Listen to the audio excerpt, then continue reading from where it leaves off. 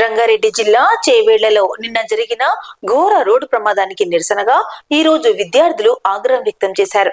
SFI ఆధ్వర్యంలో విద్యార్థులు రోడ్డుపై ధర్నా నిర్వహించారు. వారితో పాటు సిపిఐ కార్యకర్తలు కూడా సంఘీభావంతో పాల్గొన్నారు. రహదారిపై కొంతసేపు ట్రాఫిక్ లో అంతరాయం ఏర్పడింది. ప్రమాదాల నివారణకు ప్రభుత్వం తక్షణ చర్యలు తీసుకోవాలని డిమాండ్ చేశారు.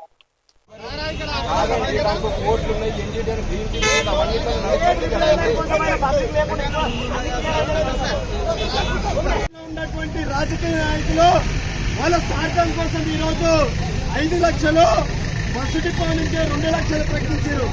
కానీ పేద ప్రజల ప్రాణాలంటే ఈ ప్రభుత్వాలకు లెక్కలేవు. ఈరోజు 2018లో ఈ రోడ్డు కంప్లీట్ చేసినట్టు అవకాశం ఉంది. కానీ ఎన్జిటిలో కేసు ఉందని సాకులు చెప్పి ఈరోజు రోడ్లన్నీ పూర్తి చేయాలన్నటువంటి పరిస్థితి కనిపిస్తుంది. ఈరోజు మనకు మైనాబాద్ నుంచి చూసుకున్నా కానీ అన్నగూడ నుంచి చూసుకున్నా కానీ ఇరువైపులా ఏదో కొద్ది దూరం సాఫ్ చేయడం జరుగుతుంది తప్ప నామకేవాసీల పనులు జరుగుతుంది.